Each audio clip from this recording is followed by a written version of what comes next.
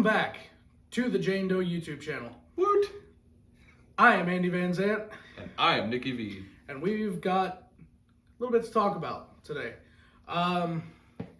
We reached our first milestone, and I know in the grand scheme of the internets, it's not that big a deal, but it is to us. Our Facebook page, at Jane Doe Official, reached and surpassed 100 subscribers this week. So far, we're coasting upwards. I think last check was, 129? Yeah, 129.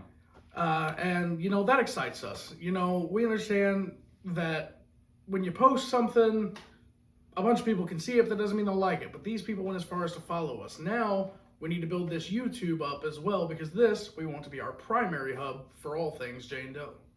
And not only that, but the Facebook channel went from somewhere around 55 followers to 129 in about a week. So it was a big growth. Before we were doing the whole follow for follow trend. It's been popping up in the feed a lot, and we were participating in that for a brief period of time. The more I thought about it, nothing against anybody that does that. Run your business how you want. It's up to you. Something about that just feels a little dishonest to me and ingenuine, because if it's a follow for follow culture and you follow me just because I followed you, you're not following me because you genuinely like my content, so you're less likely to return to follow up on any future content we post. Right. And that's the entire purpose of building the following, is to get people coming back. It defeats the purpose if we just got a bunch of bands that are following us that aren't checking up on our stuff. And there are some of them out there that have been. Shout out to the band Conjure on Facebook, who's been keeping a little bit of contact with us, letting us know what they like and what they don't. And apparently they're fans of our content. So that's awesome. Thanks, guys. Hell yeah. Keep it going. And, we want to grow this organically. I don't want to cheat. I would never do what some of these bigger people do and, buy followers. That's not the point. We enjoy making this content. We believe we have something valuable to add to the online music-related content space.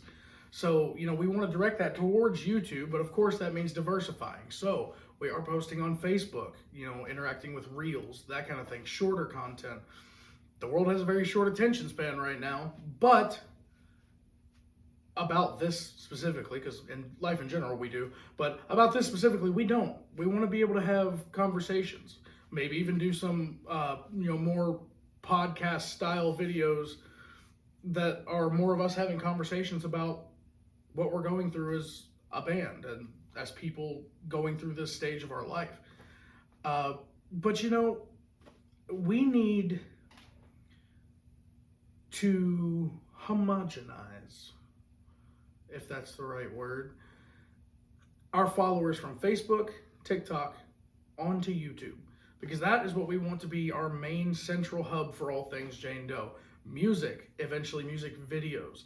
We are in the process of writing. We accidentally wrote an entire song that we think is pretty good just 2 weeks ago, and it took us 15 minutes, right? Yeah, the video's on YouTube, if you're seeing this not on YouTube.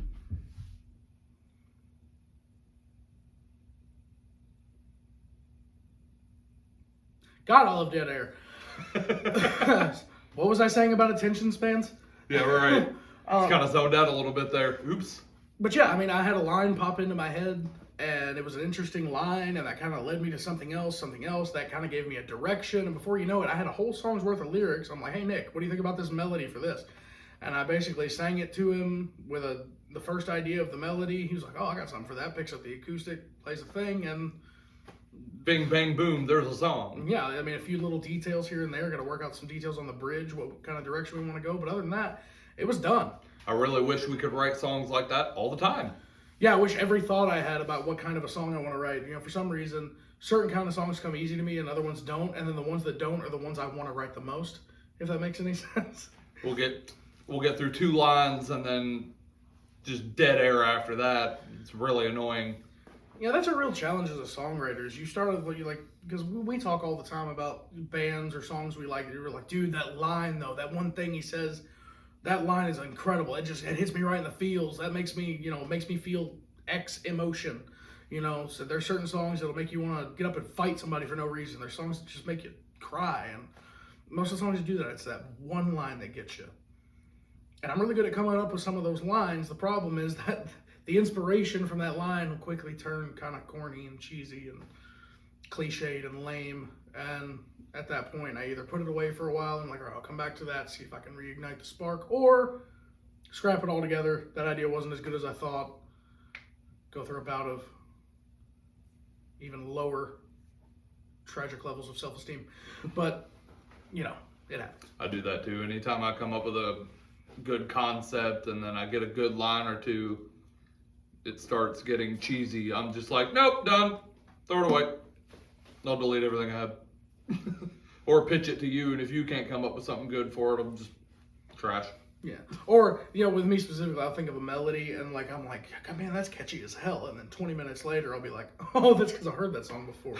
Yeah, I do that too. Anytime I write a song that I just, if I can't figure it out immediately, if I eventually listen to it, I'm like, wow, I used the exact same chord progression in the exact same way as insert song here. I did that with the piano part one time. I wrote a song and it sounds like Testimony by Ice Nine Kills. And I went, nope, done, scrap it, not using it. And it's never like the words either. If you're writing words, it's never words you're repeating. It's always like a melody or like a hook or something that, you know, stuck in your head subconsciously. The words I wrote for it are incredible. But I came up with this piano part and it just sounded exactly like that song. And I was like, yeah, I don't want to use that piano part anymore. And that's it. I mean, there's only so many note combinations, chord progressions, melodies, that kind of thing. I mean, you can be a little original. But I mean, there's lots of songs. You could almost build playlists out of songs like this song sounds like this song, sounds like this song, sounds like this song, because it has a similar melody or cadence or rhythm or tempo. And, you know, especially with drum beats, you know, you could have, you know, everything that has a specific kind of beat, build a play, you know, like 6 different genres. But it's all the structure of the song is basically the same. Right. To wrap up that point, something else we're going to start trying to do is focus certain pieces of content towards each of the individual social medias. There will be reels that are only on Facebook. There will be shorts that are only on YouTube. There will be videos that are only on TikTok. And we may only share those as links on the other social medias. But it's all going to point back to YouTube. I know everybody doesn't use Facebook. Out of those people, some of them only use YouTube. Out of those people, some of them only use TikTok. So there's going to be the individual fan bases on each. Some people will intermingle between the three. I have all three personally. So we want to make content that goes to all three, but we also want to focus it towards those individual groups of fans or anybody that follows us in the future. And, you know, primarily we do want to kind of push everybody on every platform towards the YouTube. You know, if you're the kind of person that you only absorb little 20-second TikToks, that's just how your brain works. You're more ADHD than we are, which is impressive. Call Guinness. You set a record. No kidding. But, you know, that's cool. We'll make some content for you, but we're a band. Eventually, we'd like to put out an album. You know, some people think that's outdated. Just put out singles. But no, an album captures where you are in time. So I actually kind of we're making this video. This is our album video because it's capturing where we are in time. But yeah, we want to focus everything towards the YouTube. So you know, and we're going to start adding variety. We're learning. You know, I personally, my whole life, I liked older music that I shouldn't have liked based on my generation. You know, I should like rap and hip hop and pop music like 95% of the people I went to school with. I didn't. I grew up listening to 70s and 80s rock music. This is what my dad listened to. So, you know, I'm old school. I like long form content. I like something I can really dig into, sink my teeth into, and become absorbed in. And that's another ADHD thing because it's something we can hyper focus on. I can't tell you how many times I've been caught doom scrolling through a particular channel's content. And I'll watch every video they have. Yeah. Because I get hyper focused and obsessed with it. So for the purposes of creating online content away from the actual music that we are writing, I just kind of want to direct everybody to YouTube. We're going to post this video on all of our socials and everything. But, you know, if you follow us on Facebook, thank you so much for getting us over 100. You know, I don't think I could name 100 people that aren't related to me off the top of my head. And the fact that something we have done has earned that click, because in today's day and age, it's different. Scrolling through, you see the video, even if you like it, you don't click the like button very often. You know, you or don't share it. or comment. You know, and to go to the page itself and follow us, that's next level. And as jaded as it's easy to become with online content, we appreciate it. It really does mean a lot to us. Thank you so much if you follow us on Facebook. And by all means, head on over to the YouTube. Check out our more long-form content. You might like our point of view and, you know, might want to end up sharing it with some of your friends once you see a little bit more about us. And that's all I'm going to say about that. So please, if you're seeing this on any platform, head to YouTube. If you're already on YouTube, please click that subscribe. Leave us a comment of what you like and you don't like about some of our videos. And going forward, we also want to do some special things for our first subscribers when we hit 100 subscribers on YouTube. Sorry. Gotta mute that damn phone, dude. Come on, man. I'm bad about it. But, you know, when we hit 100 subscribers on YouTube, we want to do something special. We're even thinking about possibly even looking into how much it would cost us to make 100 t-shirts. It'd be the very first ever Jane Doe t-shirts. And we might do that for YouTube or possibly on Patreon. You donate $20, you get the very first ever t-shirt. So that way, if we get big, you can say you were the first. If we don't, you can tell people 20 years from now, hey, remember that shitty band that never went anywhere? I totally bought one of their shirts. I look forward to shopping in the Goodwill in 20 years and finding all of them. And the idea behind that being that these 100 shirts will be individual by themselves. So you will be the only one with that shirt of ours, and we will never make them again. Yeah, like these first 100 will be the only ones like that. Yeah, we had the so idea that you can have something that's personal to you from us as a personal thanks for giving us our first monetary compensation for our content. But I thought about maybe even going down the list of subscribers if it shows them like in the order they subscribed in. You know, we could literally, the first one would just be, you know, just the Jane Doe logo on the front, and then on the back is just a 0 and your name, and we do 0 through 99. So you're it's literally numbered merchandise, which is kind of cool. I collect collectibles and stuff, so you know that matters to me. But or we could do 300 and just go from each of the 3, yeah, or 4 if we do Patreon. But just the first 100 followers on each thing, put the logo on the shoulder or something, so that you know where you followed from. I don't know. Just spitballing. The point is, as far as online content goes, we are finding our voice. We're slowly deciding what we want this to be and where we want it to go.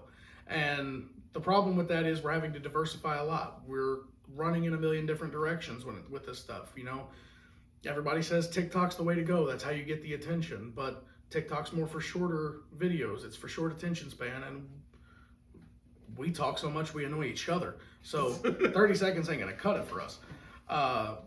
But you know, with YouTube, we understand sometimes you don't know us yet. You're not invested in us yet. You haven't heard a lot of our music yet.